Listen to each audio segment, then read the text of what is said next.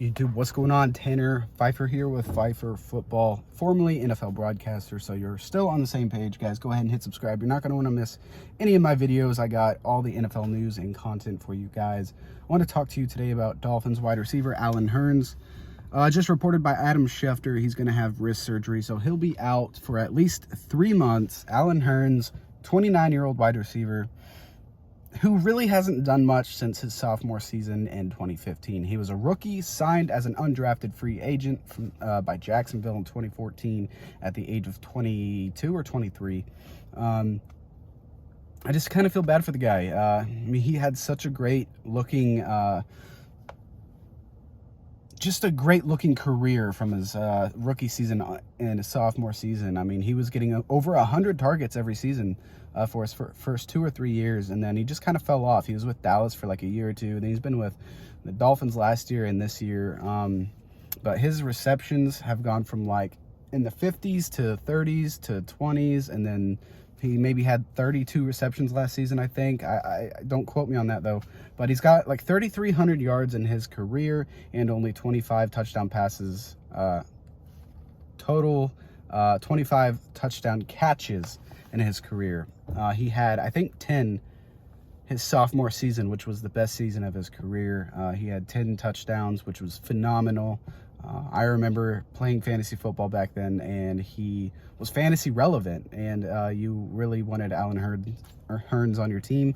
Him and Allen Robinson were like the duo in Jacksonville. But it's kind of disappointing to hear that. He'll be 30 years old in November. That Allen Hurns will be out for 3 months at the least. What does that mean for the Dolphins? Well, for Tua, that just means less weapons, but for Jaylen Waddle, that means more opportunity. Jaylen Waddle, basically, you could expect more targets. What does this mean for tight end Mike Gesicki?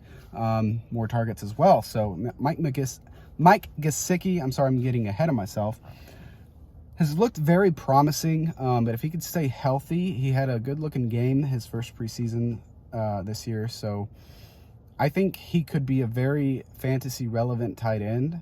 He just has to have more targets and more production, and I think that he should be getting that this year. And now that Allen Hurns is out, that really boosts the stock of the rest of the receivers and tight ends there. And Miami, Devontae Parker, but Parker has had an underrated career, but he hasn't been fantasy relevant because he's with Miami.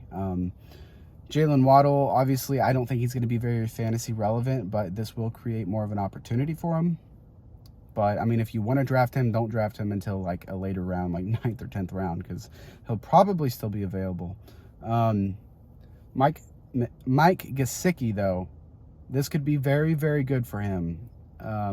Beneficial. I think that he's probably, like, could finish as a top 5 tight end this season. He's probably a top 10 right now heading into the season, so I'm not sure what his ADP is at the moment, but you guys might want to keep an eye on Mike Gesicki because this could be huge for him.